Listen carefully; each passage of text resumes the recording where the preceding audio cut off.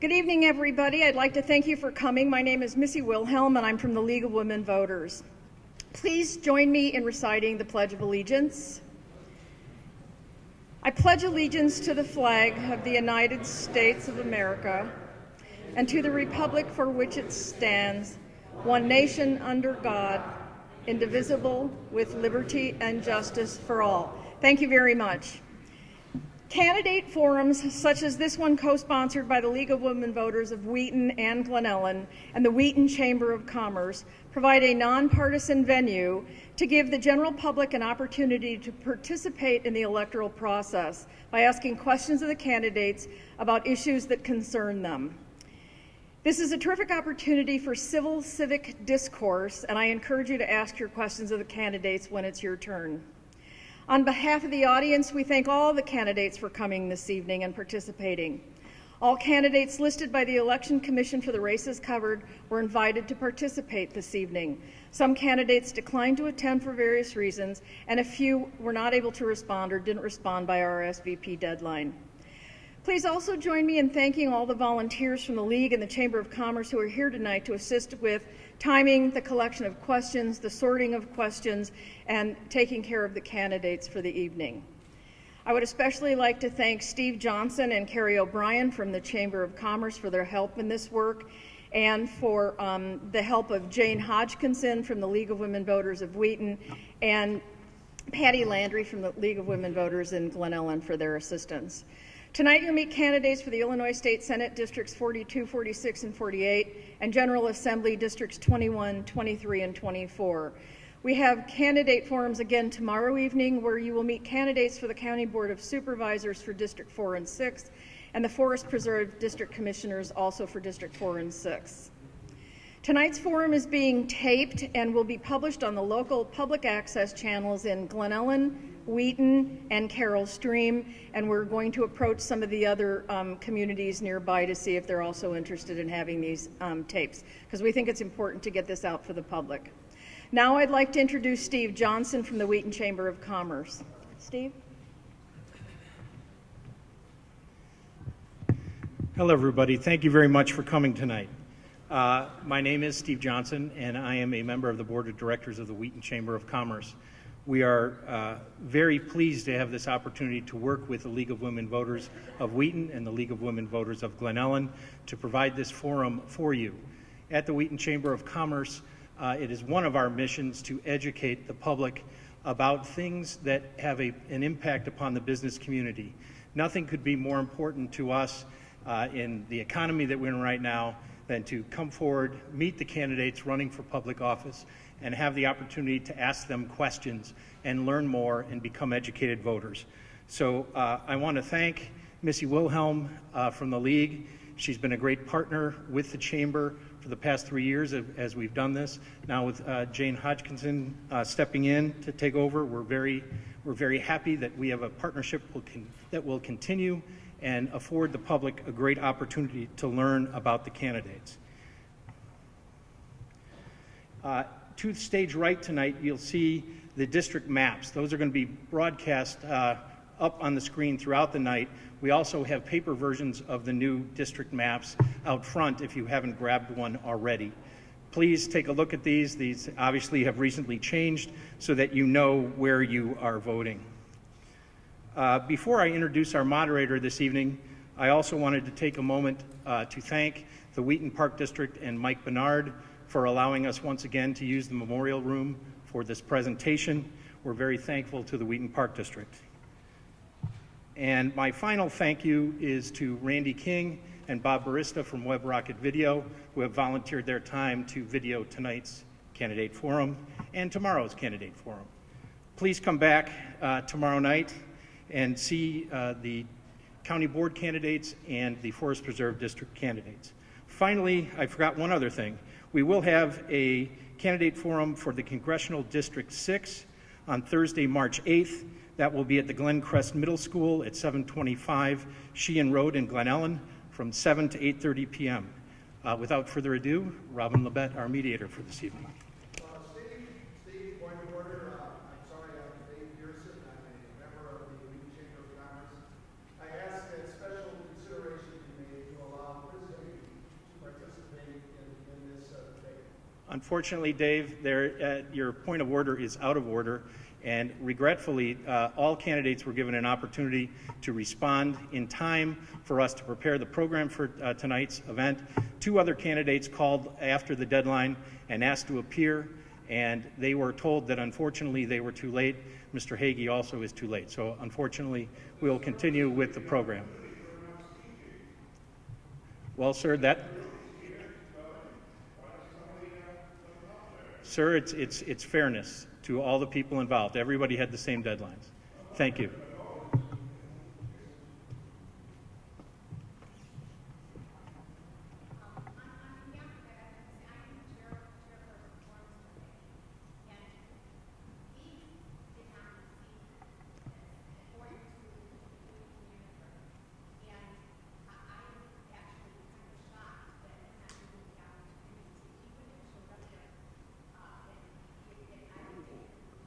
Well, a decision was made by the leagues and the chamber that are involved in this.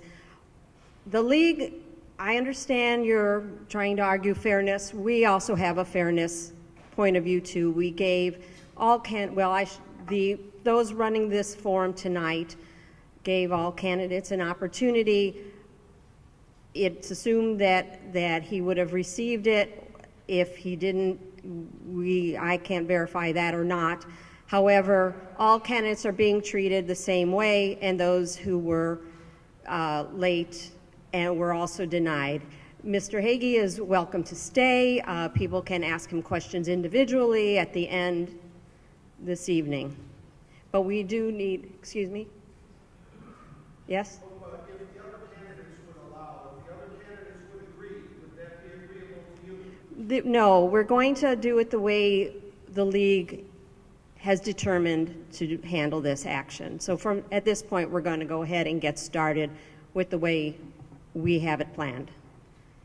Again, good evening and welcome to this evening's forum. My name is Robin Labette, and I'm a member of the League of Women Voters of Arlington Heights, Mount Prospect, Buffalo Grove. I'm pleased to moderate this event. The League of Women Voters is a nonpartisan organization that neither supports, opposes, or recommends candidates for any office. The League is not affiliated with any political party. The League's purpose is to promote political responsibility through informed and active participation of citizens in government. Providing this forum tonight allows citizens to become better informed about the issues facing their community and to become better acquainted with the candidates running for office. The League also lobbies on issues that the membership has studied and on which it has reached consensus. We promote citizen education and informed citizen participation. If there's controversy, our interest is to bring balance and fairness to the discussion and ensure that all parties are heard. Membership in the League of Women Voters is open to any citizen over the age of 18, regardless of gender. If anyone in the audience is interested in joining the League, you may speak to any member assisting with this forum. And there are also brochures about the League on the table outside. Tonight we will be covering a number of different primary races for the Illinois Senate and House. Some races are contested, some are not. If there are both Republican and Democratic candidates for a particular office, you will hear from all the candidates for that office in attendance tonight. But remember that when you go to your polling place, you will choose either a Republican or Democratic ballot, and you will see only those candidates on that ballot. All candidates have agreed to abide by ground rules provided by the League of Women Voters. Some of the rules also apply to members of the audience, so let me review them. The candidates have drawn lots to determine the order in which they will give opening statements. The candidate who makes the first opening statement will move to the end of the line for the first question, and this rotation will continue throughout the questioning and then the closing statements. Candidates for the uncontested races or races in which no other opponent is present will give a 2-minute statement and will not participate in the question and answer portion. Candidates in the contested races will each be allowed 1 minute to give an opening statement, 1 minute to respond to the questions, and 1 minute for a closing statement. Members of the League will act as timers, and I will enforce the time limits. So would the timers please, they're down in the front, and they just hold up your paddles so that the audience can see where you are. and I'll be watching that too. Thank you. Questions will come from the audience. Only written questions will be used. Volunteers have index cards on which you may write your question. The question must be addressed to all candidates for that particular office. I will not use questions posed to specific candidates. Volunteers will collect the cards and I will read the questions.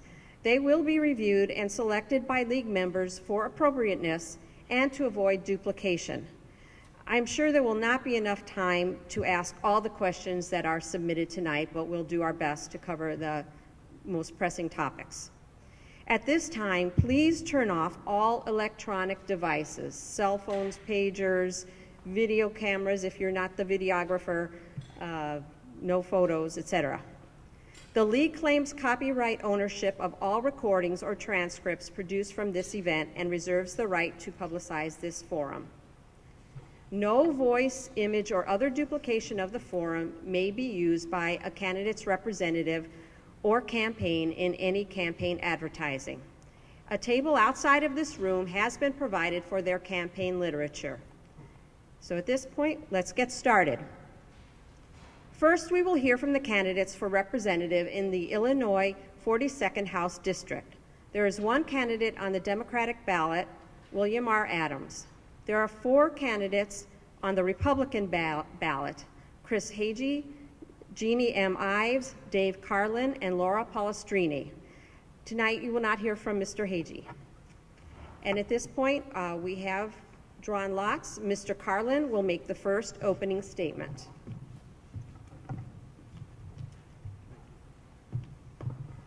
Thank you, Chamber, and thank you, League of Women Voters, for hosting this forum tonight, and thank you, each and every one of you, for being here this evening. It's important that all of us are educated and understanding of the issues, and we have a knowledge of the candidates in these various races in order to make informed decisions.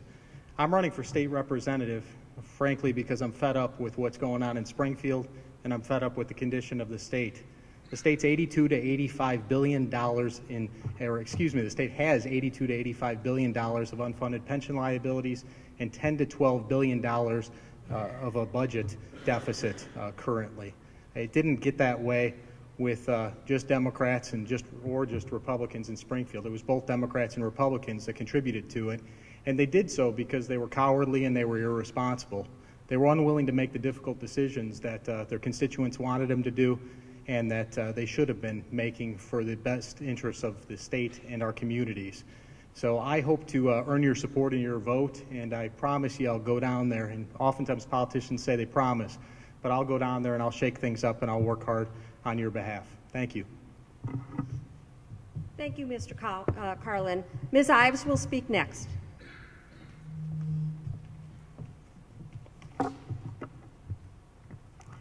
I am running because we are in perilous times in Illinois, and I believe my approach to government is what's needed in Springfield. Illinois does not have a resource problem. We have a leadership problem.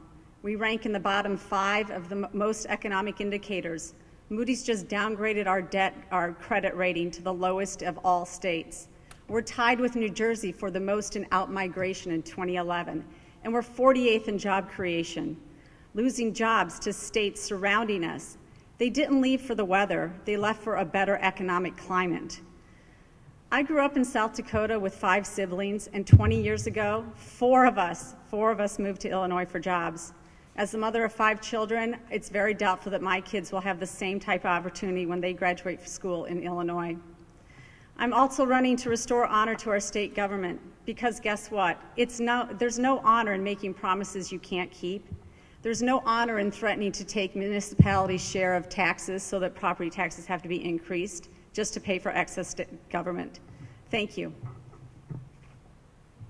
Thank you. Ms. Pollastrini will be next.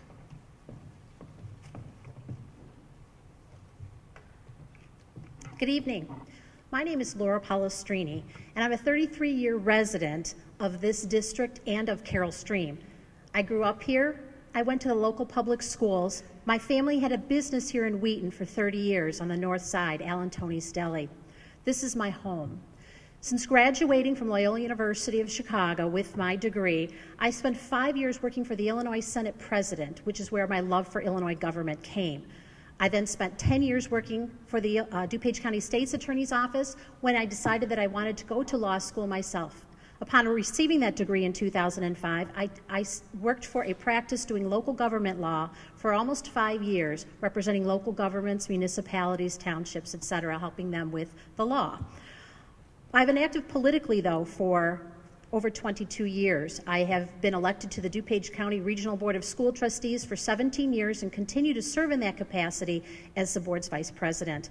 I've also served as a library trustee, serving my community, and have also been active in my local party. I ask for your support. Thank you. The final opening statement will be from Mr. Adams.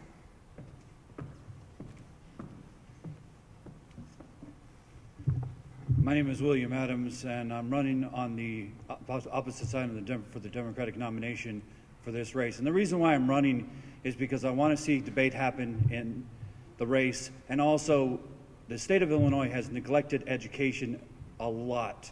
And as a student of College of DuPage with an Associates of Arts, and now going to Benedictine University, which is both in this area, I've decided that I need to run to get education paid for like it needs to be paid for, and also help with everything that needs to happen, and that's why I decided to run.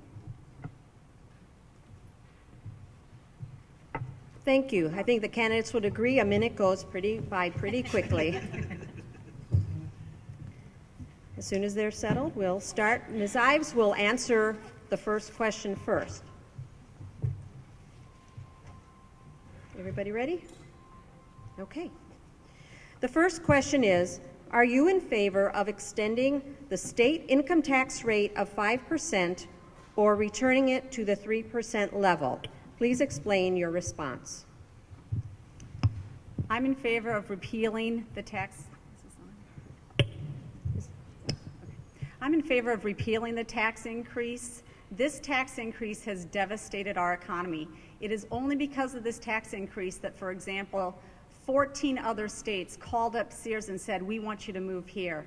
It's only because of the tax increase that we got held hostage by other companies and offered over $150 million in special incentives and tax credits just to get them to stay in Illinois. This has done nothing. We've lost jobs because of this. Again, like I said in my opening statement, we've had the largest outmigration of any other state except for New Jersey. We tied with them. This is not done what the Democrats said it would do. They did not pay off our unpaid bills. In fact, we had $7 billion then. Now we're at $8.5 billion. And they spent all that money making one pension payment. So all it did was allow them to kick the can down the road one more time and not do what they were supposed to do in the first place. So we're done buying time. It's time to solve our fiscal problems and get the job done. Thank you. Ms. Pollastrini? If I could get a clarification, didn't you ask about the income tax, not the corporate tax? The question was, are you in favor of extending the state income tax rate of 5% or returning it to the 3% level? Correct, the income tax increase. I would repeal the income tax increase. When a tax gets passed at 2 o'clock in the morning in the dark of night, when all of the residents of the state are sleeping, by a lame duck legislature, there is definitely a problem. That was put through with the promise that it was going to end up paying all our bills and bringing us back into compliance and out of the red. None of that happened. Instead, it took money out of the pockets of each of the taxpayers here. It was a misguided promise that came to us. It was false. It needs to be rescinded. I think at this point the money is better spent in the pockets of the taxpayers here that can spend it as they choose to build our economy. I think government has to stop raising taxes because taxes is not the end-all solution to everything. We need to end up making common sense solutions, and raising taxes on the economy when it is in its worst is not the correct thing to do. Thank you. Mr. Adams?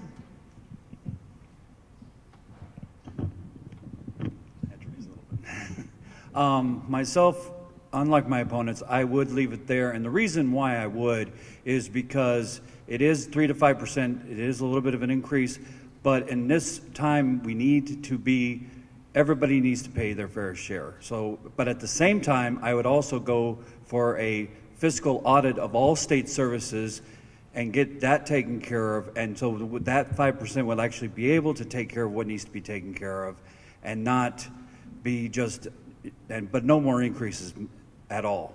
This is enough. Thank you. Mr. Carlin? I would also vote to repeal the tax increase. Illinois has a spending problem. It doesn't have a revenue problem. And I think until our elected officials in Springfield recognize that we need to improve the tax climate and regulatory climate, businesses are going to continue to leave the state. We'll continue to have people struggling to find jobs, and 6,000 people in DuPage County will continue to struggle with foreclosure. So repeal the income tax and change the tax and regulatory climate of the state, and things will start to improve. Thank you. Ms. Pollastrini will start the next round. Our pensions are underfunded. What are you going to do to fix them? Boy, that's the million-dollar question. I should say the multi-trillion-dollar question. At this point, we have an unfunded pension system that's $80 billion unfunded. Everybody has taken from the pot and not enough people are giving into it. We do need to address the pension system the way it is right now to see where it's at. We need to pull out all those that shouldn't be in it, or a review of the system to see exactly where it's at. I do support the ability of all new pensioners coming into the system as being able to have that opportunity to choose a different type of pension system, not what we have right now. We can't keep doing this.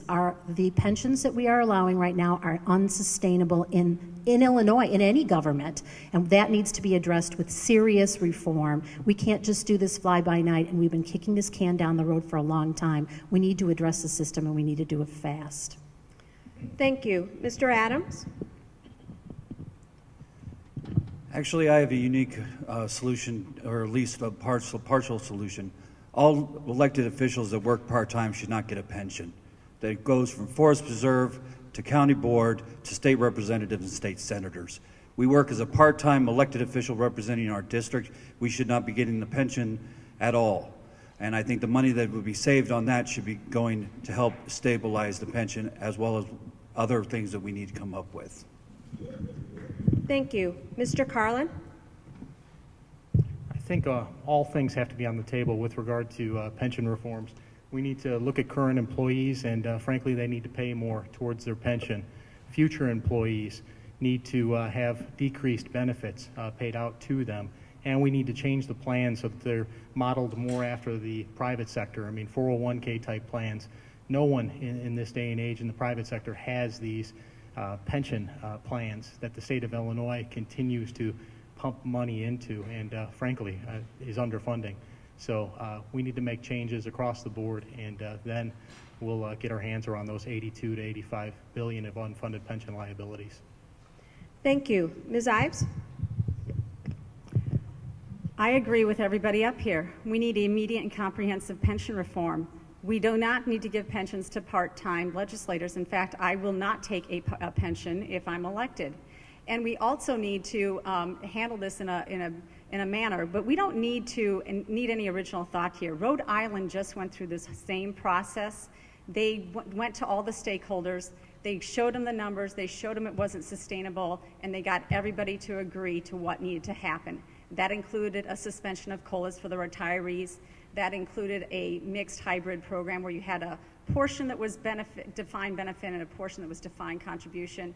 That included raising the retirement age. We need to look at this fairly. We need to bring everybody to the table, put the numbers out there, and come up with a solution, because this is the reason that Moody's downgraded our credit rating. This is the reason that the other reason that large Fortune 500 companies have said, we're leaving Illinois if you don't fix this problem. Thank you. Mr. Adams, you will start the next round.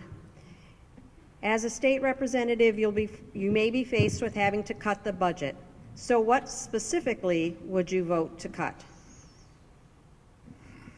That's an interesting, what would I cut? Well, I would cut all duplication of services in the state. That's why when I said previously about doing a fiscal audit of all services, and if there is any duplication, that will be cut. And I think that will help the most in regards to it. I definitely will not cut education, because I think that's taken too much of a cut already. and I will keep everything going in regards to road construction and police force and the fire department. So as of right now, all I know is the duplication of services. Thank you. Mr. Carlin? Some things that immediately come to mind. The legislative scholarship program has to go. It's ridiculous. It's been abused. We shouldn't continue to pay $10 million on an annual basis to, frankly, it's money out of the universities that we're taking away from. Boards and commissions, we have people making $80,000 to $100,000 or more for one meeting a month. They're patronage positions. It's ridiculous. The state can't afford it. They need to go. No overtime sessions. The legislature should get its job done on time and not get paid $1 more if the legislative leaders can't shepherd the General Assembly through the work that needs to be completed. Secretary of State, there's all kinds of savings that can be realized there. Just looking at the renewal of driver's licenses. Basic thing, Arizona requires you to, I don't know if it's 50 years, but why do we need to renew our driver's license so often? Why do we need to go to the Secretary of State's office where there's 100 employees in each and every office? I mean, streamline the processes, outsource things where you can, and cut the waste. Thank you. Ms. Ives? Any cuts we make at the state level must come after first we make the pension decision on how we're going to reform pensions. That is the albatross around our neck. But there are cuts that need to be made. I am in favor of auditing all the state programs. I think we have, I sit on the Wheaton City Council. We were just told, you know, if you spend $45,000 on some bike roadways, then you're going to get $220,000 in grant money. You know, if Wheaton wants bikes, Wheaton should pay for bikes. My brother shouldn't have to pay for my park upgrades. I mean, I think we need to look at the entire way that we give grants to other municipalities and get it down to the lowest level and where that need has to happen. I agree with Dave. He's, you know, all those ideas, boards and commissions need to be cut as well. Any pass-through entities that just pass on these grants, such as in the economic field, those need to go away as well. Thank you. Ms. Pollastrini? Yes, a lot of us are saying the same thing, but my first thing that I would do is to say no new programs. We've got to start living within our means. So that's the start, is don't add anything new to it. 2 would be to review the duplicative programs that are in there and actually get some accountability for what we've got already. If there are duplicate programs doing the same thing, eliminate. If a program is not accountable and is not showing that it's actually working, get rid of it. And I think we can go through a lot of that. I also agree on the boards and commissions. I would personally say that any person who's a commissioner of a board that's making that's working less than 20 hours a week at it should get 0 pay. Comptroller and the Treasurer's Office, combine them, save millions. They're already agreeable to do it. They can do the job that way. And finally then, I would say the Lieutenant Governor's Office, we can also eliminate. We have worked partially under, I think, George Ryan's with Bob Custer leaving, and we've also worked after Blagojevich left with, I should say, our Lieutenant Governor at that point, Quinn, when he left, and that office was vacant. And I think we can do without of it, another million saved. Thank you. Mr. Carlin will start the next round of questions, and this is the 4th question, and the candidates were anticipating 4 questions, but we're moving along nicely, so we'll do a couple more after that, so just letting you know. Okay, Mr. Carlin, if as an Illinois representative you are asked to ratify an amendment to the U.S. Constitution which would end corporate personhood, would you support it? No, I think if you look at the state of Illinois, my day job, I have the opportunity on a daily basis to talk to business people. There was a manufacturing firm in Woodstock who recently contacted the office and said that they were laying off 83 of 85 employees because their work was from Siemens was being sent to a different state. There's companies being shut down all over this state. And they're going over to Indiana, they're going to Wisconsin, they're going overseas, all of that work because the state's not competitive. We need workmen's compensation reform, we need tort reform, we need those sort of things to make the state more competitive. We shouldn't be increasing the burden on companies because when companies suffer, we suffer. I mean, jobs go elsewhere. Thank you. Ms. Ives? We need to keep businesses here, and by doing that, what we do is we need to make it fair across the board for all businesses to operate. And that means that we don't try to add things to them. We don't try to add additional taxes. Aon recently moved because they were getting socked with taxes. Part of that's a federal problem with the repatriation of taxes, but it's interesting to note that they didn't decide to move back to England until Illinois decided to raise its income tax. And all of this flows into the same idea that we need to be receptive to the business community. We need to reach out to them and listen to them and not add any additional burdens. Thank you. Ms. Pollastrini?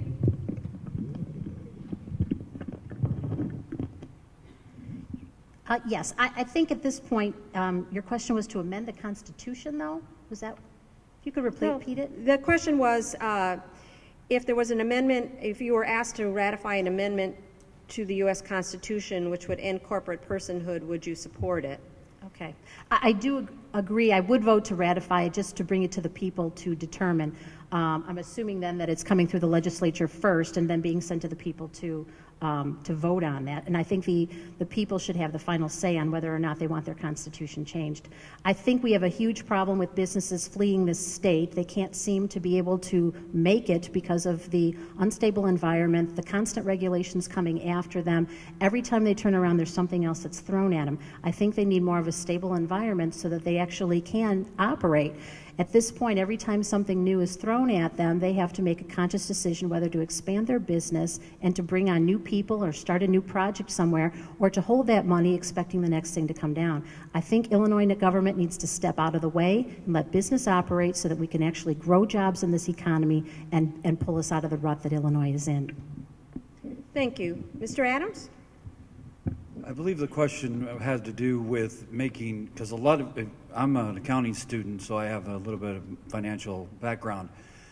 To make it, all corporations are considered individuals for tax purposes. So if a corporation does something, they're not held liable. And I think that's what I think this question refers to, is that we need to make companies and not individuals like the people you see up here and the people and you as an audience.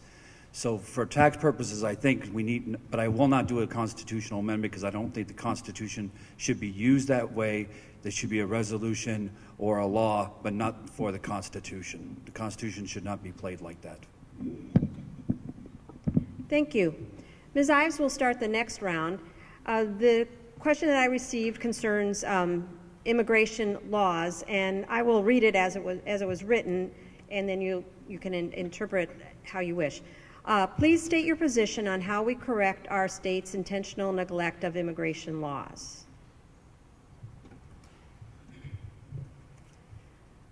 Well, we should enforce the law. So if you're an illegal immigrant, that means that you're here illegally, and the federal law should abide. We should not be a sanctuary city. We shouldn't allow that to happen. Chicago has parts of places where that do.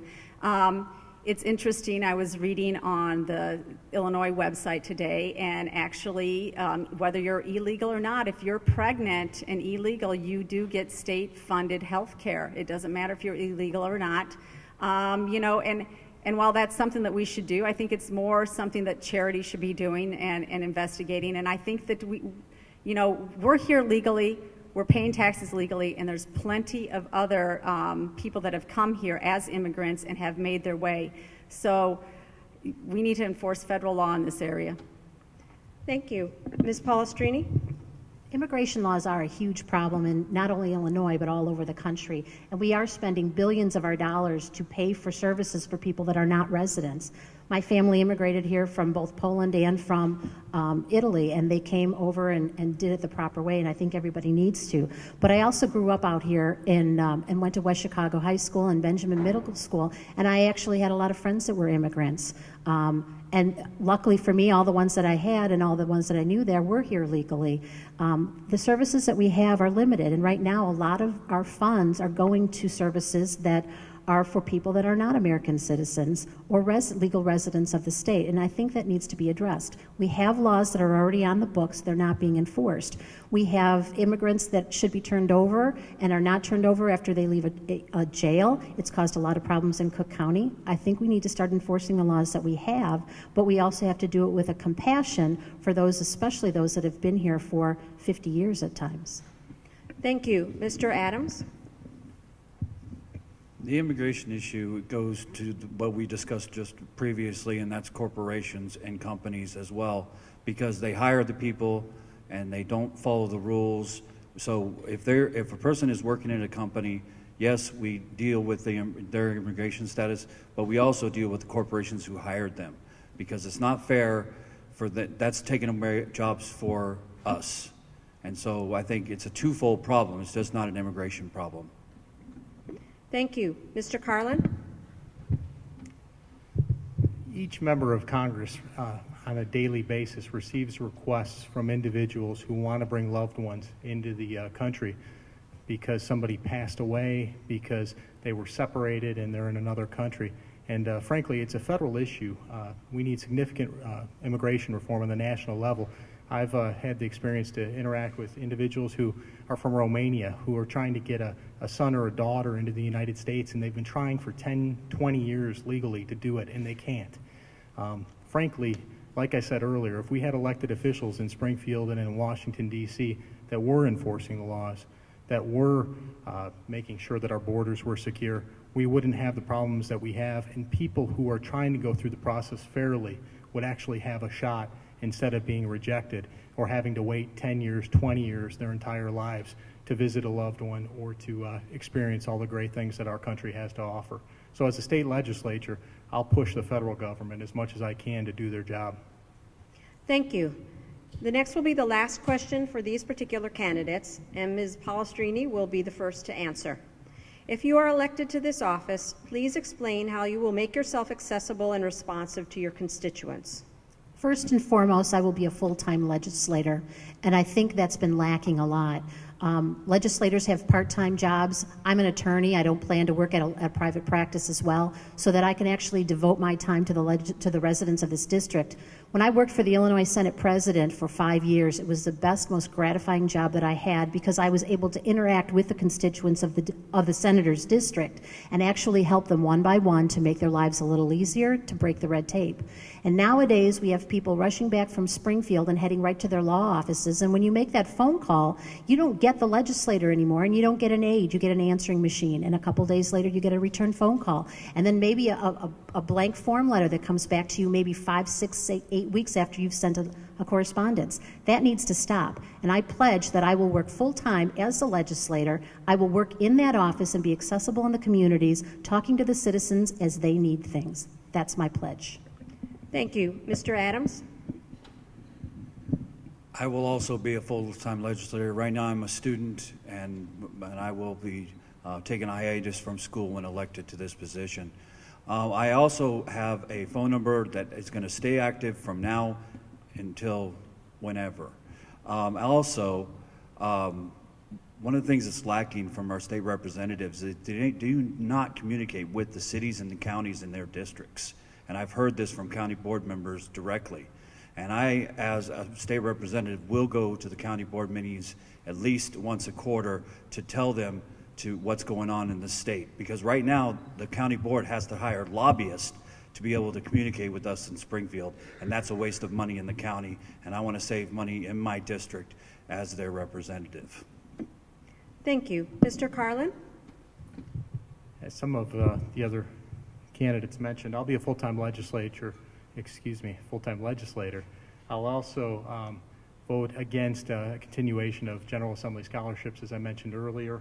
I'll vote against all tax increases, and I'll equally support Republicans and Democrats. Most of you may have looked at the demographics of this district. It's a pretty safe Republican district, and not that Democratic candidates shouldn't run, but whoever gets elected needs to remember that they represent Republicans and Democrats. They should be going to Democrat Central Committee meetings. They should be going to Republican Central Committee meetings.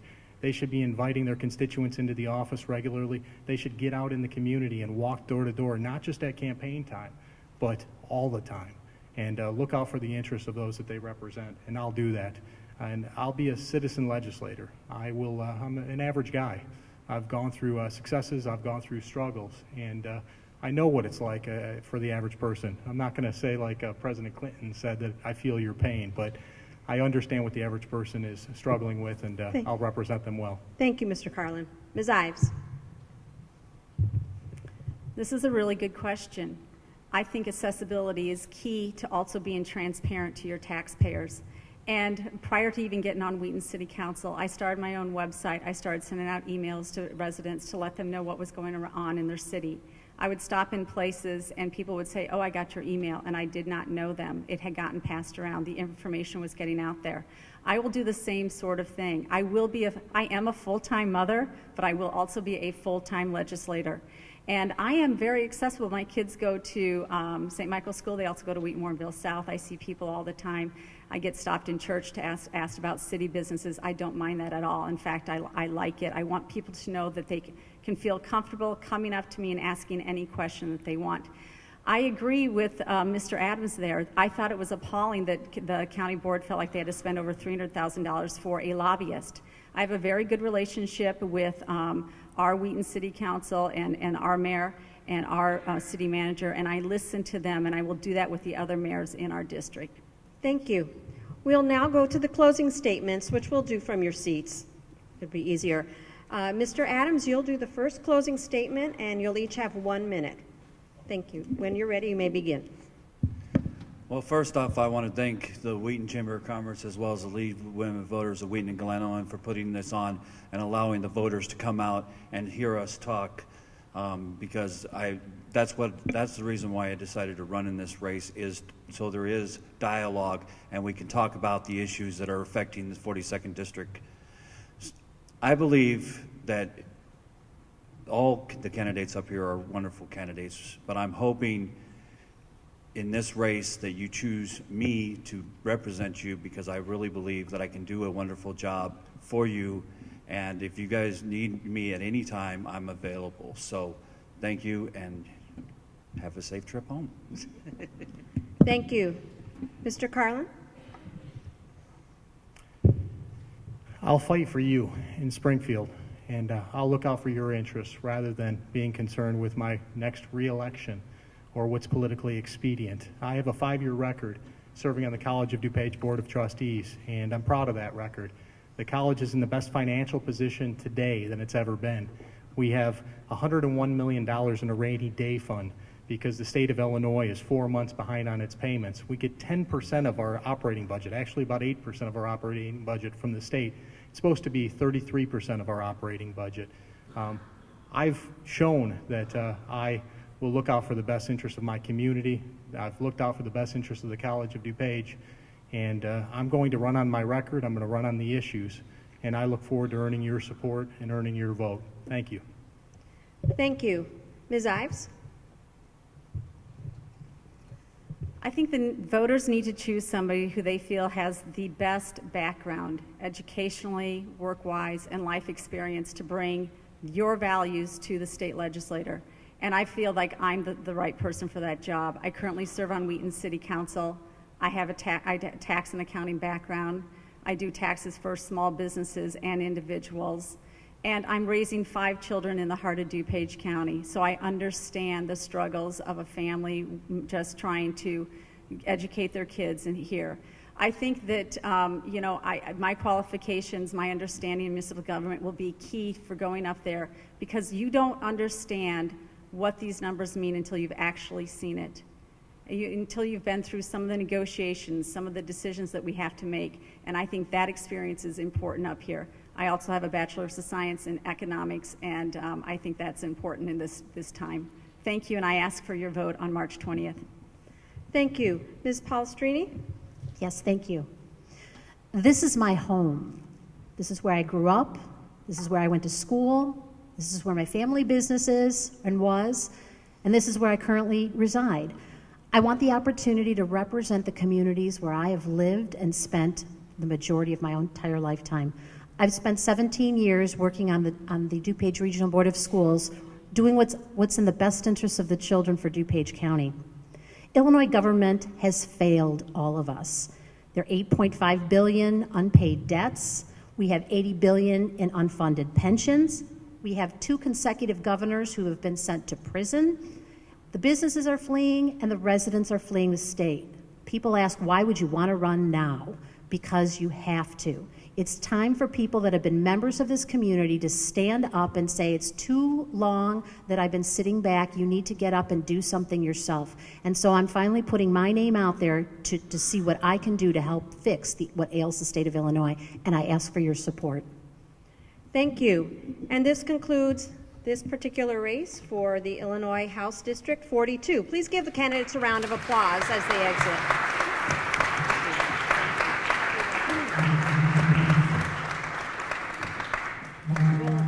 We will now switch to District 46.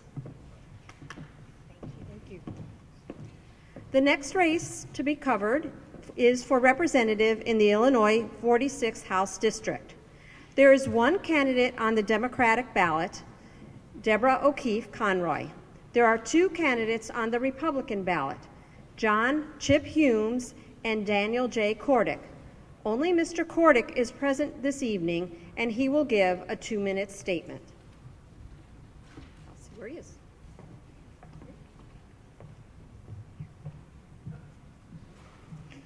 Good evening. I'm Dan Kordik, and I'm running in a contested race for the Republican nomination in the newly formed 46th District. The 46th District includes those portions of Glen Ellyn, north of Geneva Road, Milton Township, north of Geneva Road, as well as portions of Carroll Stream, Bloomingdale, all of Glendale Heights, and then into York Township. I want to thank the League of Women Voters for the opportunity to participate in this candidate forum, and I'm glad to be here to meet with you personally. I have been involved in my community and in public service for 25 years. I was on the school board, District 45, from 1988 to 1995. When I was on the school board, we cut our budget over $2 million.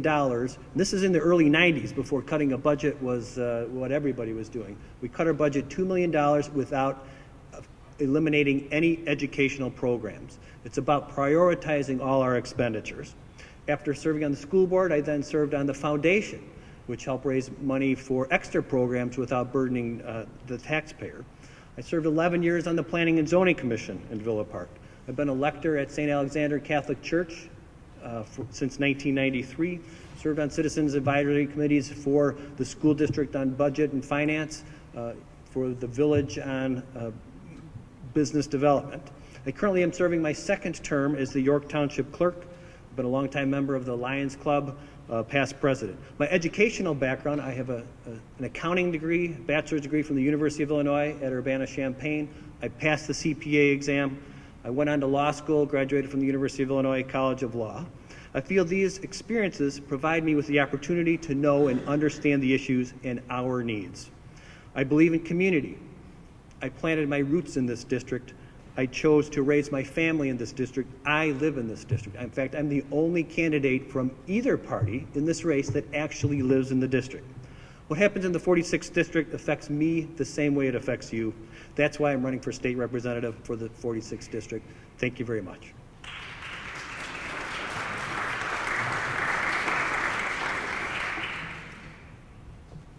Thank you, Mr. Kordik.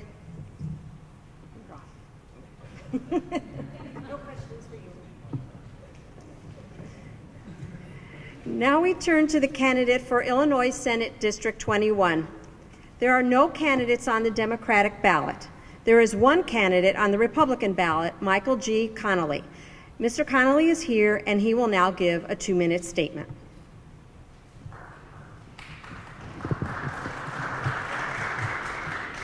First of all, I want to thank the Chamber and the League of Women Voters for hosting this event today. I also want to thank the League of Women Voters for their work in championing ethics and campaign finance reform in Springfield. They've been an incredible help. We have a long way to go, but they've always championed that issue. So I want to thank them for their service. Driving over here today, I have no prepared remarks. I thought, well, what am I going to talk about? And I figured you're going to hear a lot of bad things about Illinois. You're going to hear about unfunded liabilities and pensions. You're going to hear about unpaid bills. I'm on the Misericordia Board of Directors. Sister Rosemary Connelly is my second cousin. She calls me all the time about how much money she's owed. So I thought, instead of talking about negative things, I want to talk about some positive things. And what comes to mind, and he's on all of our minds tonight, is Senator Mark Kirk. The first time I heard him speak in public, he talked about Illinois, his beloved state. And he said, for all of you who want to talk about what's negative about Illinois, let's talk about what's positive. We have perhaps the world's most incredible city. We have not one, but we have 2 national labs. We have some of the best farmland in the country, certainly the most coal deposits in the country. We have some of the smartest people. We have the greatest universities. And I don't want to name them all because I don't want to leave one out. We have great things in Illinois. And it's going to take, I've got 30 seconds, it's going to take private sector, a rebirth of our private sector in Illinois. I'm proud to say the National Federation of Independent Businesses awarded me their Champion of Free Enterprise last year. I look forward to working with all people, both Democrats and Republicans alike, on making Illinois great again. But tonight, think of Senator Kirk and remember that he too looks at Illinois as a great state. The glass is half filled. Thanks for being here tonight. Have a great evening. That's all we're doing. Thank you, Mr. Connelly. Now we will turn to the race for Illinois Senate District 23. There are 2 candidates on the Republican ballot, Carole Pankau and Randy Ramey, neither of whom are here this evening. There are 3 candidates on the Democratic ballot, Glen Brownfield, Thomas Cullerton, and Kevin Ellyn. Mr. Cullerton is not present this evening, thus you will be hearing from Mr. Brownfield and Mr. Ellyn. And remember, they will be allowed 1 minute for their opening statements, 1 minute to respond to each question, and 1 minute for a closing statement. And Mr. Ellyn will give the first opening statement.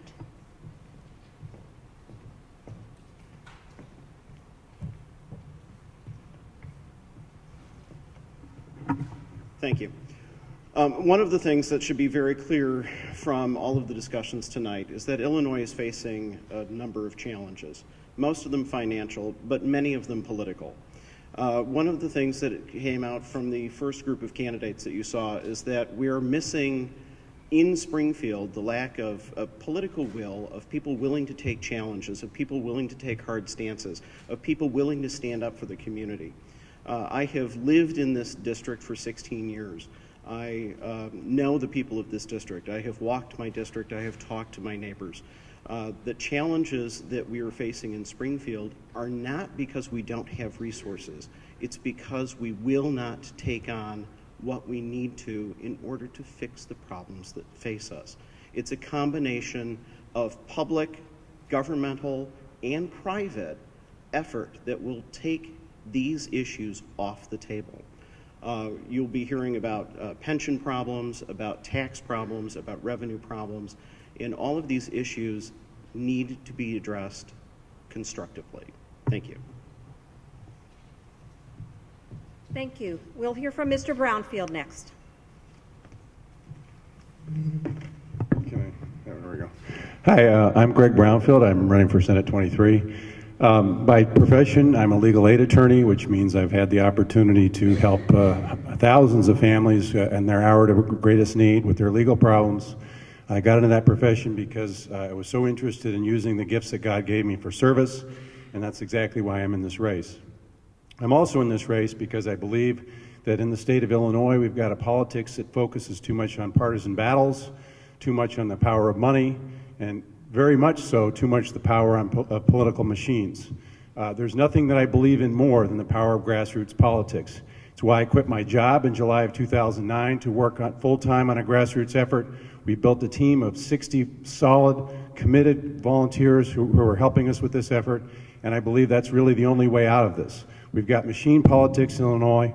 We've got machine candidates in this race, and the machine candidates are not here tonight, I'm proud to say. Thank you. Mr. Brownfield will answer the first question, and I'll wait till the candidates are settled before I ask the first question.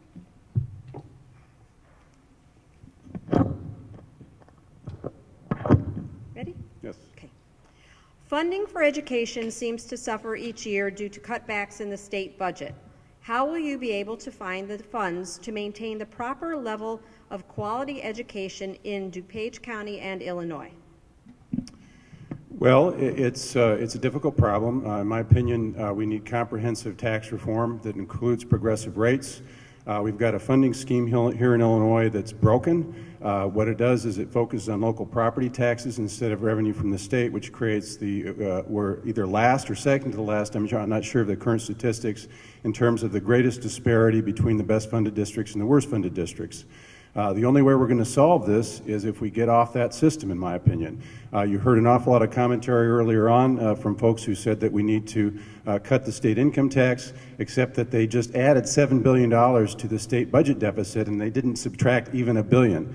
I think that makes it very clear that revenue is part of the issue, but we also need to relieve the pressure by doing a line-by-line audit, which is actually underway through the legislation that Senator Katowski passed to look at the specifics of the budget and prioritize our spending. Thank you. Mr. Allen?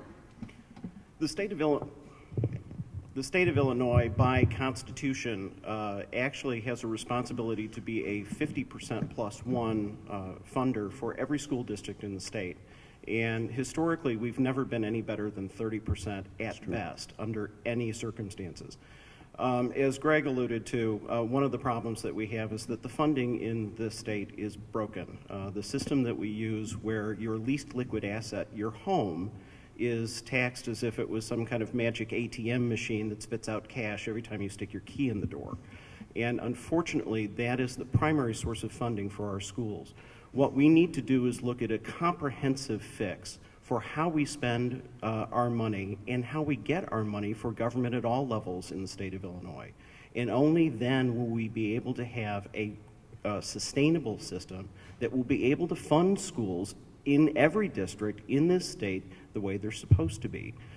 In my local school districts right now, they're getting almost none of their categorical money from the state, and we need to be more responsible in the way that we pay for things. Thank you. Mr. Allen, you'll go first with the next question. Most of our state problems are financial. Do you have experience managing complex budgets? And if so, how will you be able to apply that experience to Springfield? Actually, I'm a businessman. I'm a marketing executive with a Fortune 500 company where I have worked for many, many years and have personally been responsible for multi-million-dollar budgets. We work in 89 countries worldwide, so unfortunately it's also part of my job to balance very disparate groups of people who have different interests and different perspectives on things. And in particular, I think it's something that's thrown around a lot that people need to take a more business-like approach to government. But in particular, everybody in this room is a shareholder. Shareholder in government. Government's the most expensive thing you'll ever own in your life other than your home. And the fact that you're in this room tonight means that you're taking an interest in hiring people to watch over that investment for you. And that's the environment that I come from. I have been very successful, and I have also struggled in my life. And I understand the challenges of both handling other people's money, not like it was my own, but handling it like it was theirs. Thank you. Mr. Brownfield? I do not have that particular experience, at least not in my professional life. The experience that I do have, however, is the experience of seeing people who are in their hour of most need, of middle-class families who are falling into poverty, and of the devastating effects of some of the budget cuts that we've seen. I'm not saying that we shouldn't cut budgets, but I think the process for looking at our budget carefully is already underway.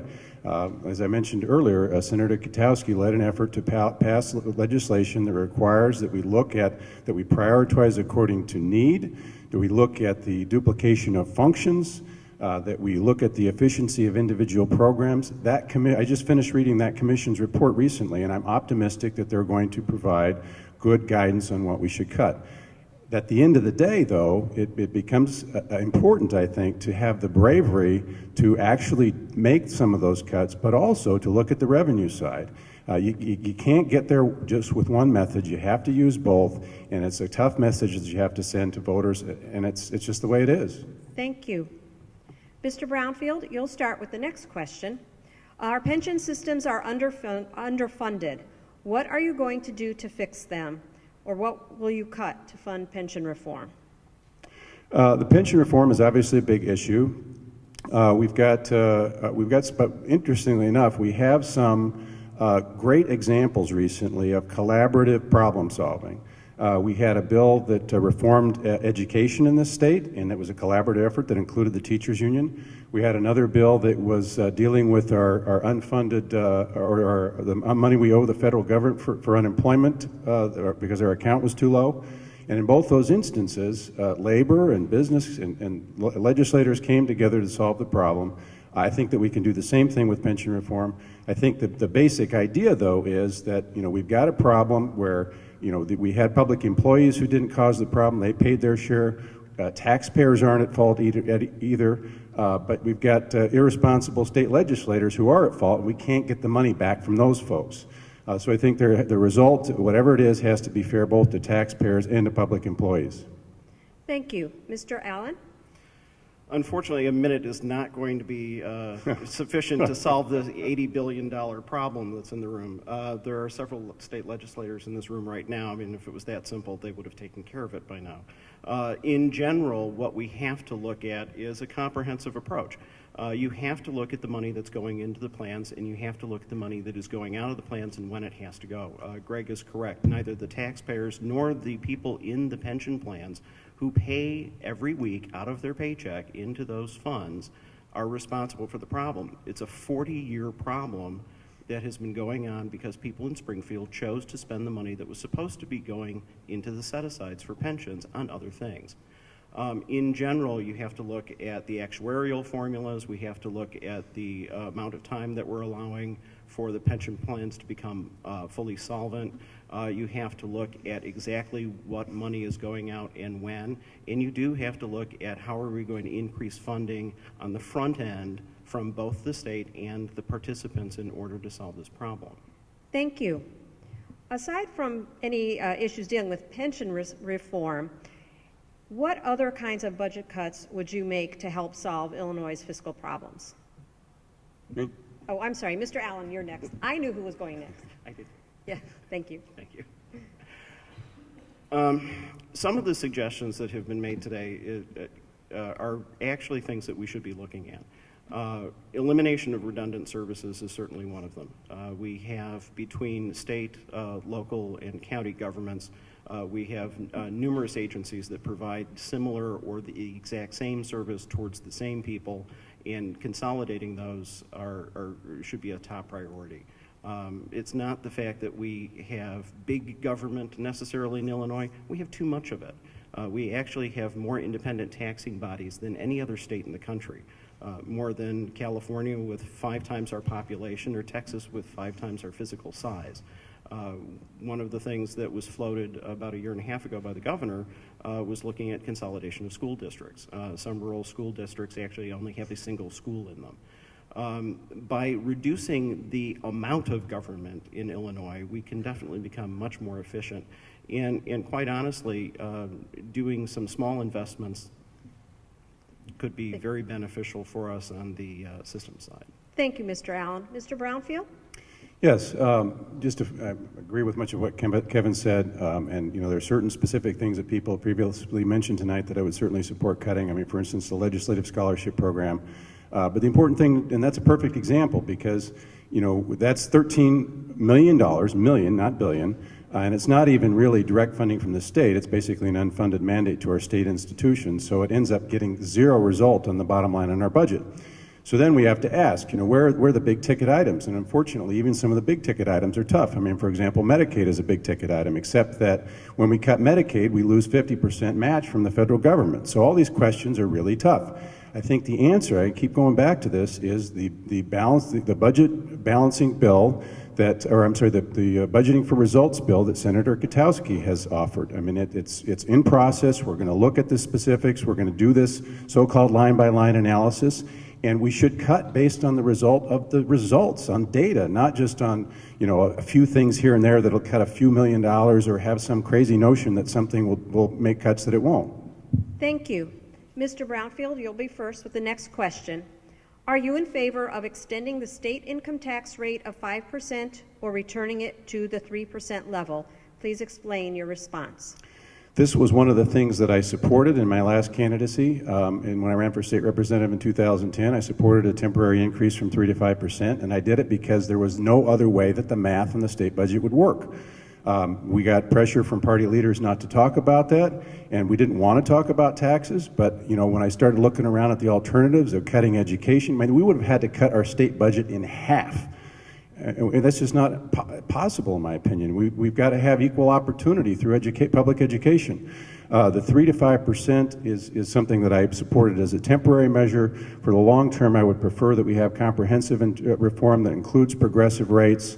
I believe that we need to be careful about some of the things that we do. I mean, some of the talk has been about corporate taxes, and I think we need to be somewhat careful in that area.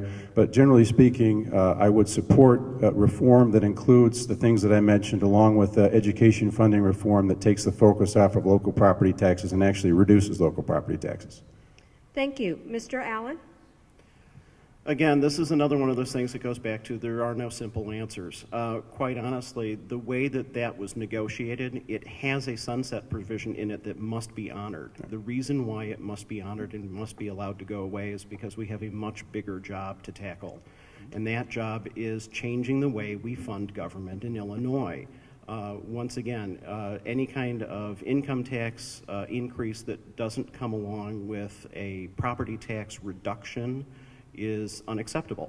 It just isn't. And we need to look at going to progressive rates, a simplified progressive rate, or possibly a multi-tier flat tax. Up until we just took the temporary increase, we were actually dead last out of the 43 states that actually collected some kind of income tax. As a businessman, I know if I didn't send a price increase through to my customers in 40 years, I'd go out of business. So we need to be able to look at taxes as a holistic problem and solve it holistically, not just look at income tax or property tax. Thank you, Mr. Allen. You'll be first with the next question. Should the Illinois Constitution include a provision to recall elected statewide officials? Absolutely.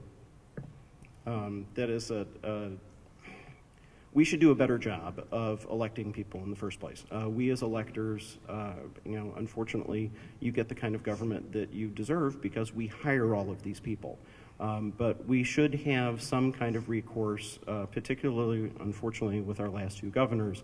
It has been an example of why recall should be an option. We as electors make mistakes. We do. Not as many people as are in this room are engaged in the political process. A lot of people are not as well informed as the people in this room. Most people, unfortunately, who vote don't pay attention. And having some form of legal recourse in order to correct those mistakes is a good idea. Thank you. Mr. Brownfield? I differ slightly with Kevin on this point. In general, I agree with what he said. The concern I have, however, and I don't have data to back me up on this, but I suspect that if you did an analysis of all the tough votes in Springfield, what you would find is that they are for instance, we just had the tax increase, right? When did it happen? It happened, and some people have said, after the election in the dead of night. Well, there's a reason why, because they were as far away from the next election as possible. And my fear is that if we had this recall provision, that it would always provide the fear of another election, and then tough votes would be even tougher. So while I support the idea, my support would be conditional on the threshold requirements being high enough that they would prevent that problem from happening while retaining the opportunity in extreme cases, such as our most recent governor, to allow for a recall. Thank you. Mr. Brownfield, you'll go first with this next question. If you are elected and you are asked to ratify an amendment to the U.S. Constitution which would end corporate personhood, would you support it? Please explain. This is actually part of a bigger question having to do with campaign finance reform on a broader scale, and the answer to the question is yes. I would, and actually the big problem is, the biggest problem in my opinion is this question of whether, for First Amendment purposes, speech is money. And I think that, quite frankly, that goes back to a Supreme Court decision, Buckley v. Vallejo, I believe it was about 30 years ago.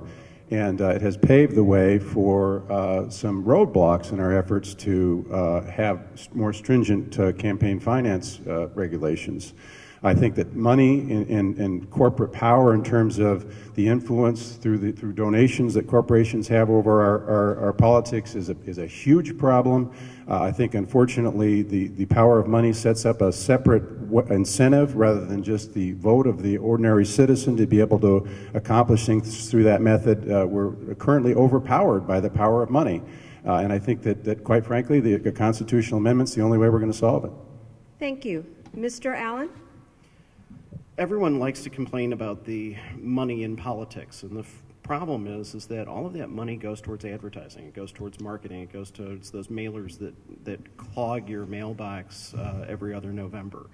And unfortunately, under our current circumstances, we're about to see how elections across this country can be bought and sold with money. And the only way that we're going to stop that is, obviously, the courts have ruled that unregulated money can come into any campaign, anywhere, in any amount. And any effort that we've made to try and keep your votes from being bought and sold, it went out the window with Citizens United. And so if there is a move to amend that is successful, and it does come through the states, I would be very happy to vote for it, because democracy belongs to the people and not to companies and not to the people with the most money. Amen. Thank you. Last question. Mr. Allen, you'll go first. Please explain how you will make yourself accessible and responsive to your constituents. I'm a community guy. I have worked in local politics for years, and the people in this room who know me know that I spend great deals of my time out talking to people. I'm running for a representative job. I want to represent you in the state Senate. And how am I going to do that if I don't know who you are, if I don't know what you want? Because at the end of the day, any of these people who are going to sit up here in front of you asking for your votes or asking for your support are asking the same thing. Hire me to represent you. Hire me to speak for you. Hire me to work for you. And I am out all the time, and one of the things that I'm going to do is I'm going to be a full-time legislator. I'm leaving a job that pays a lot more money.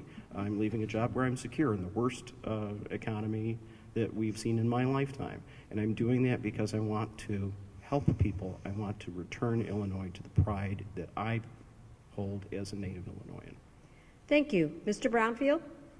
Actually, this is a question that I've thought quite a bit about, and it somewhat relates back to the previous question, and that is, as a legislator, I mean, of course, you will be hearing from lobbyists and other people who want to influence your vote.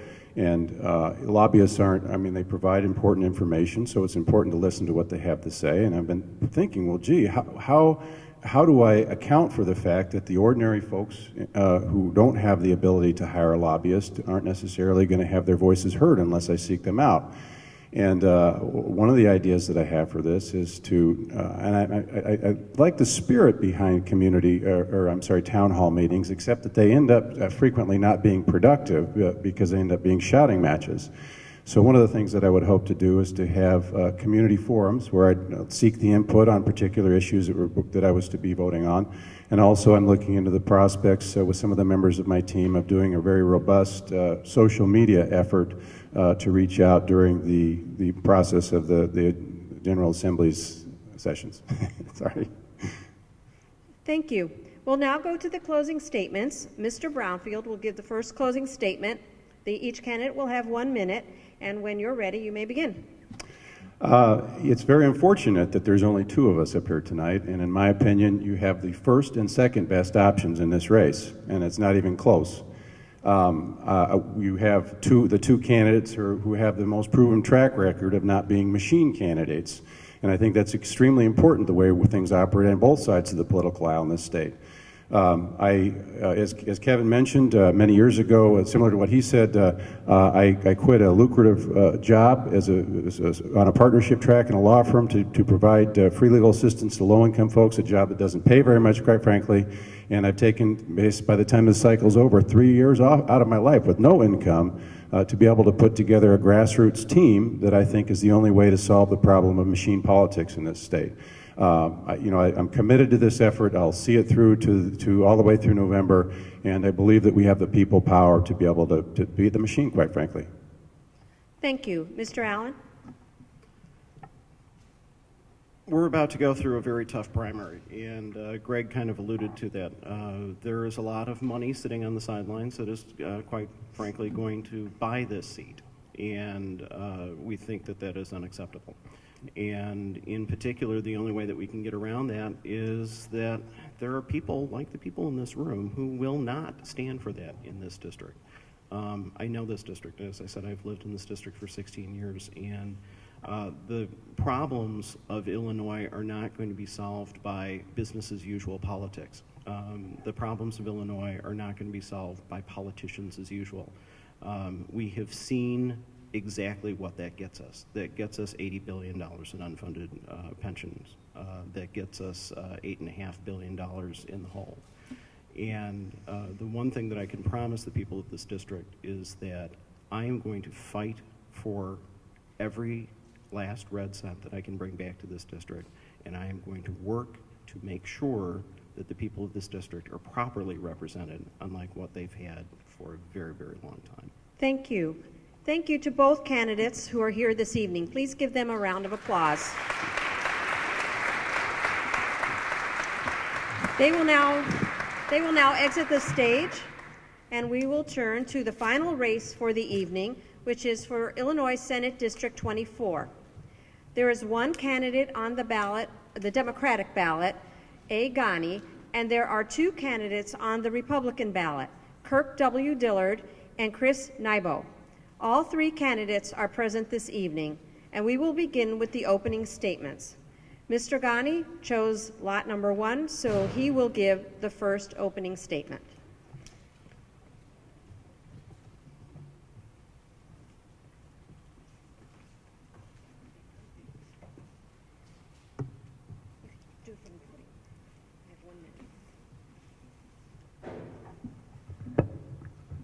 Thank you very much for all of you here.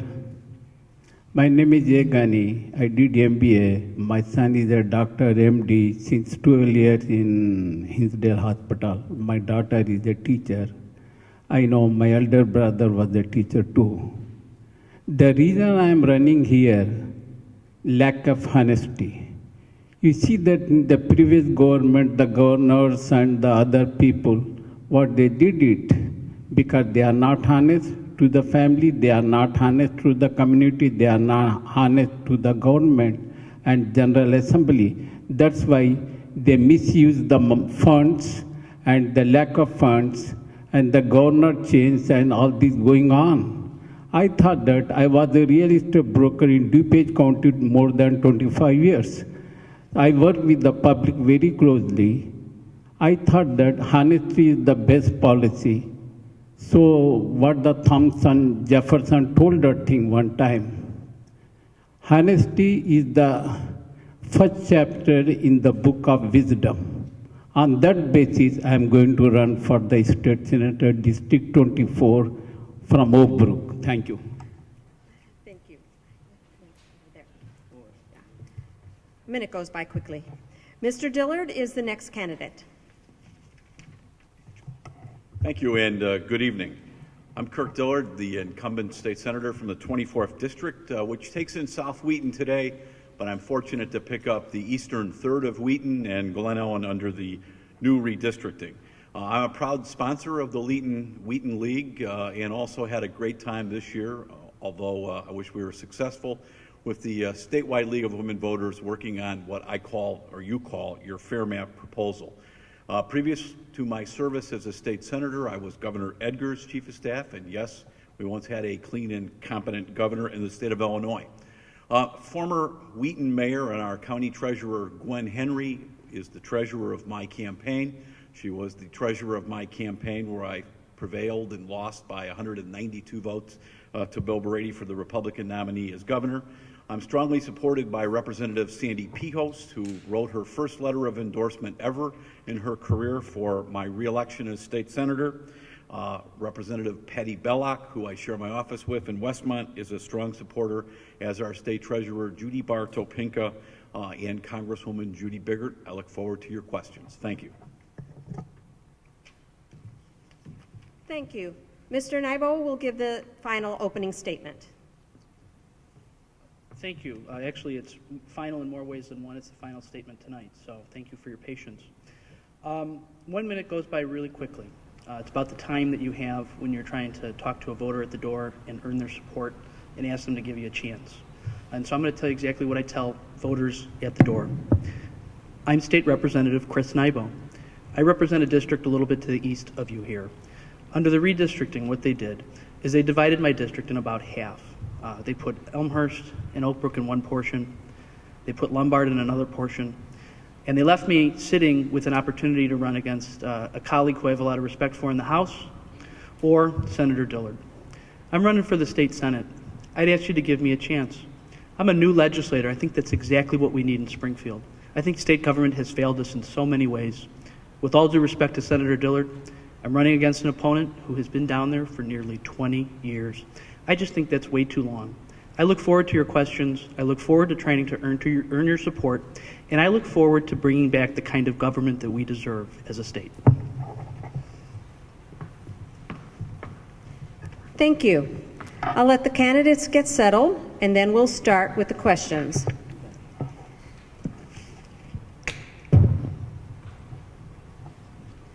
Mr. Dillard will answer the first question.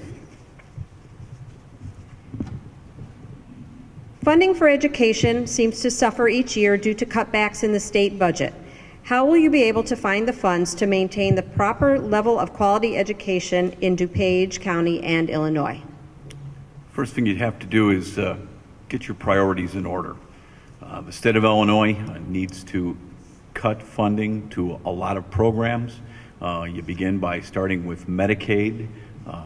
We have a proposal, and I urge you tonight to go to my website.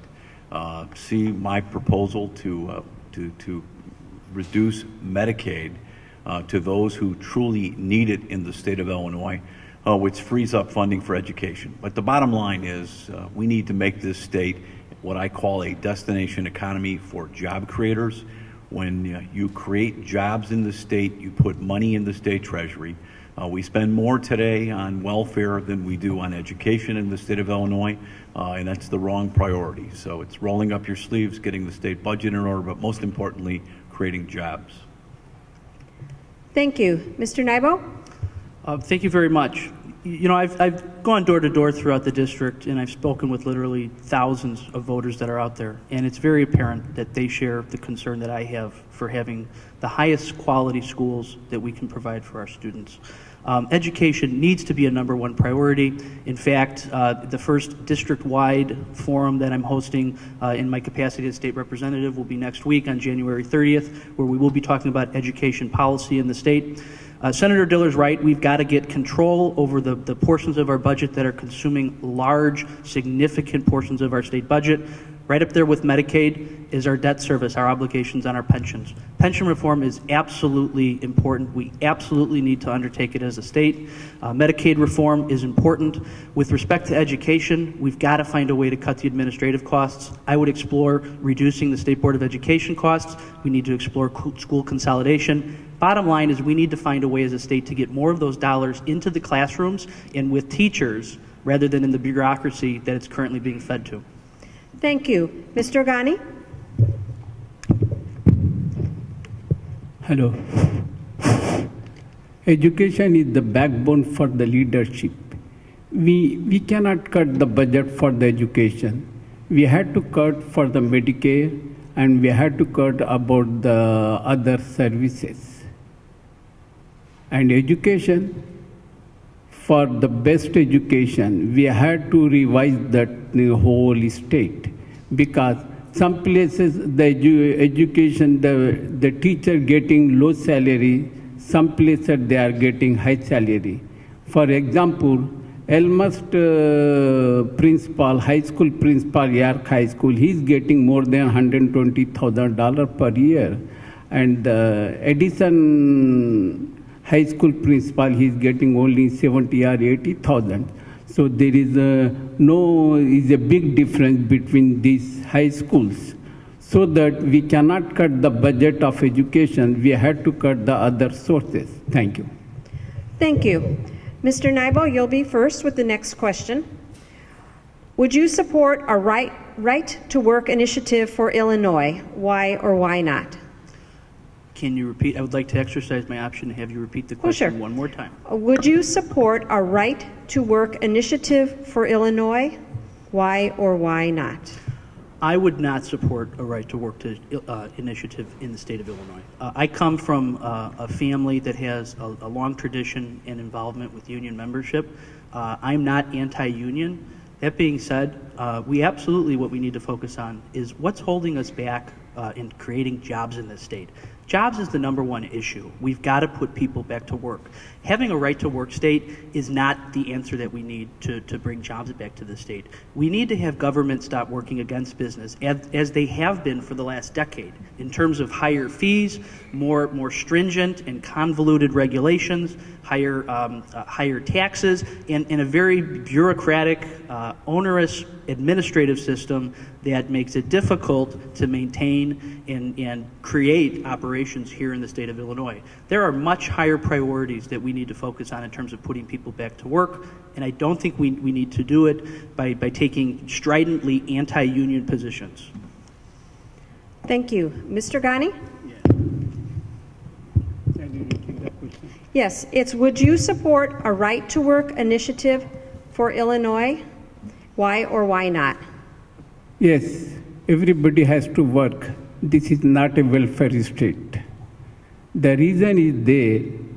Some people, they are thinking that it is a low job. Some people, they are thinking it is a high job. First, they had to qualify for the job.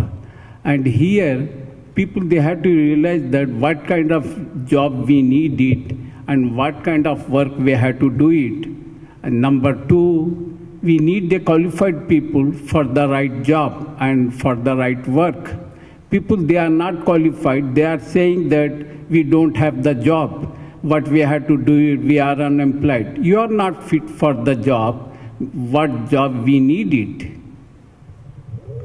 Thank you. Mr. Dillard? Thank you. With all due respect, this is not Arizona or other states, and a right to work bill in a state like Illinois with a legislature controlled by Mike Madigan, union bosses, isn't going to pass. So I prefer, and it's been my style, to work on legislation that is meaningful and obtainable. I think we need further workers' compensation changes in this state. The bill we passed was a good start, but we clearly need to continue to work on workers' compensation. I think realistically, there's some litigation reform that we can do in this state, and we need in the General Assembly to make sure that we don't pass something onerous like card check, which those who would support a right to work clearly would not like forced mandatory union type of things that comes from card check. Thank you. My apologies. Did I get your order mixed up? I have a chart. All I know is I went first last time. I think we're okay. All right. Excuse me. So, Mr. Ghani, you're actually number 1 for the next question. Will you support full access to reproductive health care and a woman's right to choose? Yes, ma'am.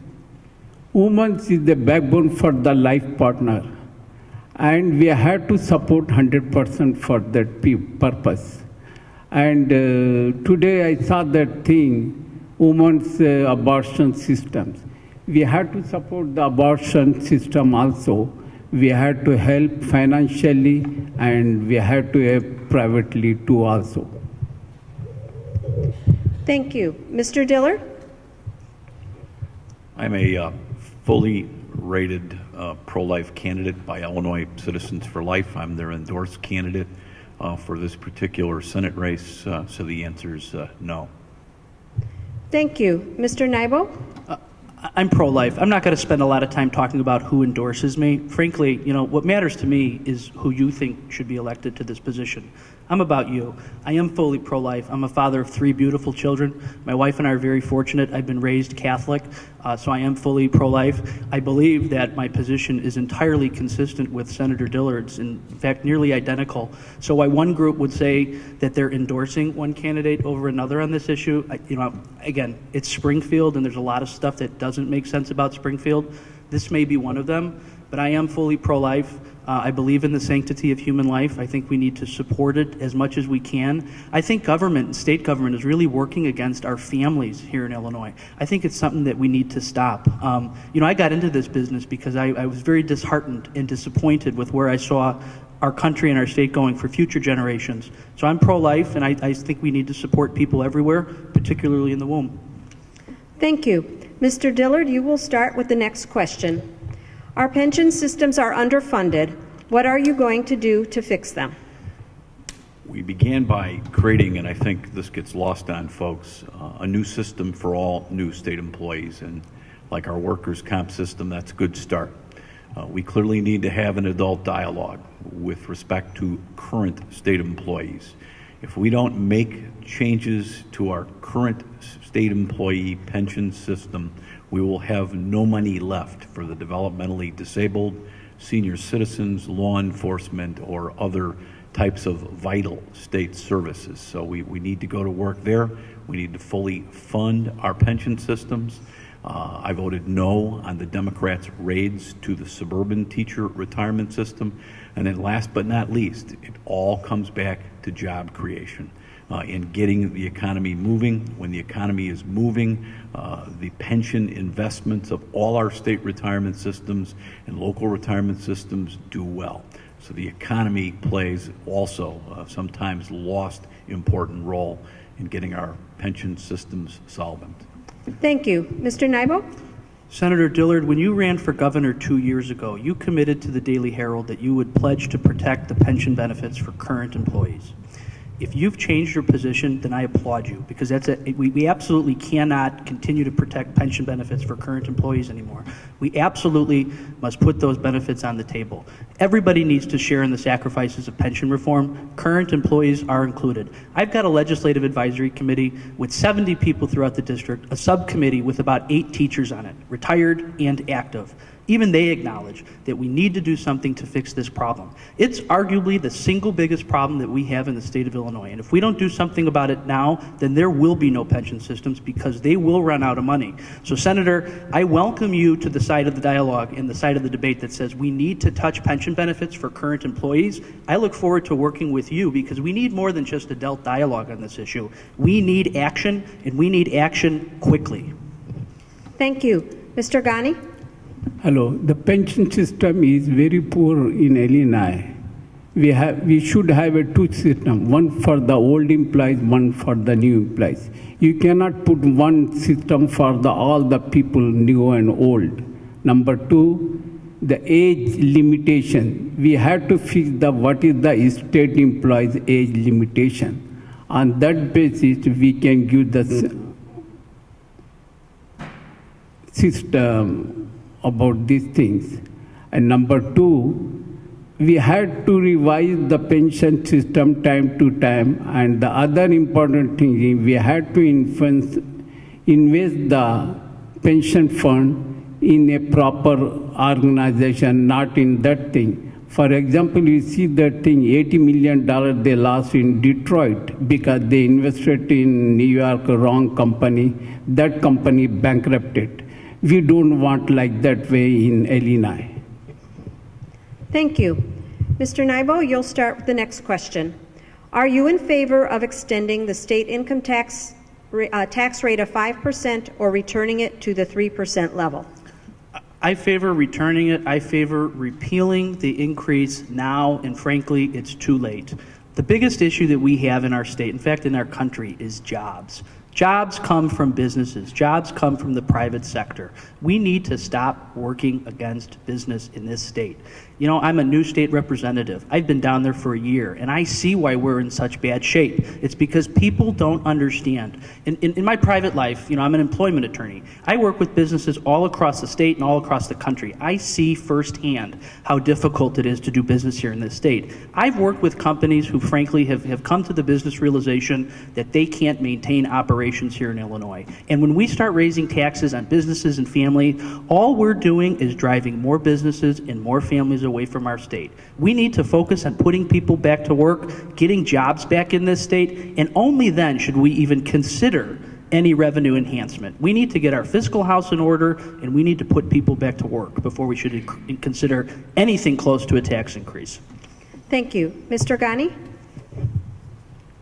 See, that is not the correct answer for the 5% to the 3%. First, we have to create the job. Just we have to take the example of the Indiana. Indiana government is giving 5 to 10 years tax rebate to the new companies. So we had to do like that way. We had to create the job. We had to revise that other things, not the 5 to 3% tax cut. Thank you. Mr. Dillard? If you go to my website, kdillard.com, and click on Illinois Reality Check, you will see the Senate Republican plan to cut between $4 and $5 billion from the state budget. We have a plan that rolls back the income tax to its previous level of 3%. It's a realistic plan. It should be done, must be done, and it's there, and you can see it step by step. I know a little something about cutting the state budget and how to operate this state. As Governor Edgar's chief of staff, we inherited a $1 billion deficit in a recession. We left $1.5 billion in the state treasury, all without an income tax increase. So it can be done. My plan's on my website. Go to the reality check part of my website. Thank you. Mr. Ghani, you will start the next round of questions. Should the Illinois Constitution include a provision to recall elected statewide officials? Yes, ma'am. We have to do it. The Constitution, when we are going to revise, we should have a commission. We should have to take the labor representatives and also the senators and other peoples also. We have to sit down. We don't need, we cannot think that you are a Republican or Democrat or independent. So we have to do very sincerely, honestly, for the sake of the state of Illinois. Thank you. Mr. Dillard? I support recall for statewide elected officials, and I voted for it. Thank you. Mr. Nybo? I support recall. I would take it one step further, and in fact, earlier this month I have. You know, if public officials are doing a bad job, of course we should have the ability to get rid of them. And unfortunately, Illinois has had more than its fair share of poorly performing public officials, outright corrupt public officials. But you know what else is a big problem out there? These positions, having the privilege of serving in the General Assembly, was never meant to be a career. And that's part of the problem, is people should not be making careers out of these positions. The first bill I filed this year was a term limits bill. We shouldn't have career politicians. We should be having people serve a certain period of time and then moving on and letting new energies and new ideas get out there. You know what? Our state's in a terrible condition, and the two longest serving members of the General Assembly are the Speaker of the House and the Senate President. You know what? It's just wrong. We should have a citizen legislature. We should have citizens serving for a period of time. My proposal is 12 years in each chamber, and then people should be moving on. This state's a mess, and we don't need career politicians holding on to their jobs. Thank you. We will have one more question this evening, but I would like to mention that I'm sure that the candidates would be happy to answer questions on an individual basis, since we aren't able to ask all of the questions that you have asked. And that goes not just for the candidates up here, but I can see by looking around the audience, most, if not all, of the candidates who you heard from earlier this evening are still here, and I'm sure each and every one would be happy to answer any specific questions if you would like more information. So for the last question, Mr. Dillard, you'll go first. Please explain how you will make yourself accessible and responsive to your constituents. Do it like I do it every day. I started today at 7 a.m. at a gathering at Elmhurst College. I start at 7 a.m. tomorrow in Oak Brook. It is 9 o'clock at night, and I'm here with you today. I was the sponsor of the internet portal of state government that puts every salary, every contract, every deadbeat online in real time. I have town hall meetings. I'm in my office constantly. I return every phone call, and I answer thousands of letters. I think you will be hard-pressed to find any member of the General Assembly, and most of us work very hard, that's been more accessible than myself throughout his career. Thank you. Mr. Nybo? Thank you. Accessibility, I think, in openness and being out in the community, is probably the one thing that most defines me. In fact, if you talk to my constituents that I currently represent in Elmhurst or Lombard or Villa Park or Oak Brook, the most frequent comment and conversation I have is, "Oh, I met you at the door. You came by my house." The phone number that's on the brochure that's out in the door, and I hope you take it, I answer that phone and I check messages on that every day. The email address on my brochure comes right to me. If you want my cell phone, please come up and I'll give it to you, because I want everybody to have the ability to contact me whenever they can. The first thing I did upon taking office was to put this Legislative Advisory Committee together. It's a group of people who I've been very privileged and fortunate to have assist me during my first year. They know how accessible I am. I formed that group so that I would never lose touch with the district that I represent, the people that I represent, and the concerns of the taxpayers and the families that it's my honor to serve. I always return phone calls and emails like every other legislator here, and I think accessibility is a hallmark of my opportunity to serve in public service. Thank you. Mr. Ghani? Hello, yeah. The important thing is I am running for the state senator is the honesty. People, they are not honest. You see the record of the previous governors and other peoples. So, if you send a honest people to the General Assembly, they work very honestly, sincerely, they save your tax money. That's the main thing. Number two, we need the educated people also. Just you are saying that I worked 20 years, I worked 30 years. That is not an answer. The answer is you should be a honest person. Thank you.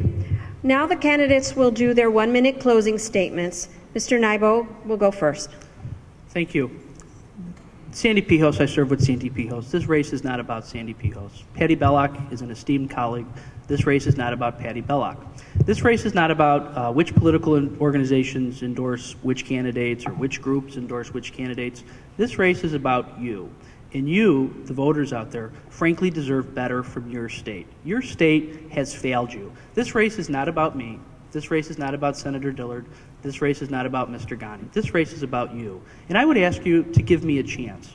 Please call me if you have a question. You know, when I knock on your door, answer and give me a chance to earn your support. My phone number is 630-941-9228. Please call me. I'd love to talk with you. Visit my website, chrisnybo.com. Send me an email. I'd love to have a conversation with you. I've got a strong record. I'm one of the most hardworking members of the General Assembly right now, and I won't let you down, but I need to ask you to give me a chance. I will make every effort to get out there and reach out to you, just as I have been going door to door for the last 6 months, and I look forward to the opportunity to earn your support. Thank you. Mr. Ghani, for your closing statement. My closing statement is that honesty, number one priority.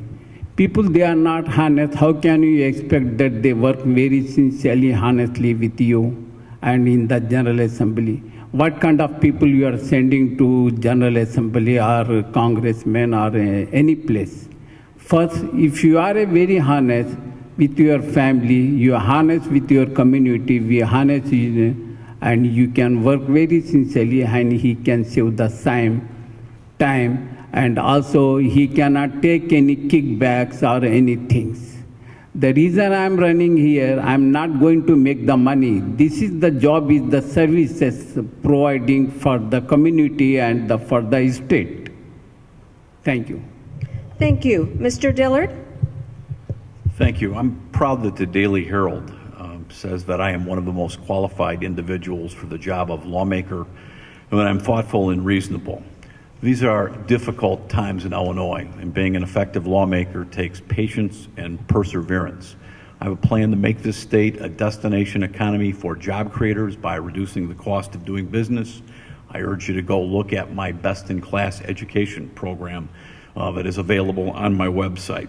It's time to reform pensions. It's time to stop borrowing, and we did stop Governor Quinn from borrowing more money. It's time to cut the budget. No state has ever taxed or borrowed its way into prosperity. It's also time to bring integrity and decency and civility back to government. The Sun-Times said in its endorsement for me for governor, no candidate comes close in building cross-party coalitions without ever giving up their Republican credentials like me. It's time to make this state work again. Thank you. Thank you. Please give the candidates a round of applause.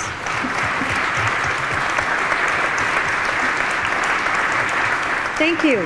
I'd like to turn this back to Steve Johnson from the Chamber of Commerce for some closing remarks. Thank you. As always, our audience never ceases to amaze me with the quality of the questions that are asked of the candidates. Thank you all for coming on behalf of the Wheaton Chamber of Commerce, the League of Women Voters of Wheaton, and the League of Women Voters of Glen Ellyn.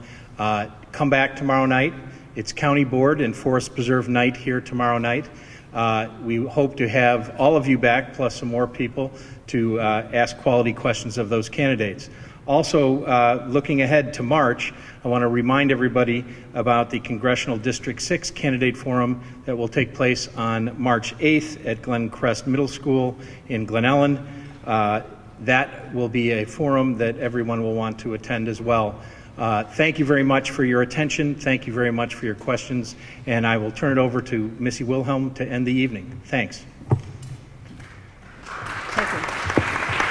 I want to thank everybody for coming. We particularly appreciate it when the candidates are able to make the time of an evening. It's a long night for everybody, and most of them have been busy all day long anyway. So we're very grateful for all the candidates who came, and we're also delighted for their campaign workers and families who joined them this evening, and for the citizens who came to learn a little bit more about who their elected officials might be. So thank you all for coming, and we hope to see you again tomorrow evening.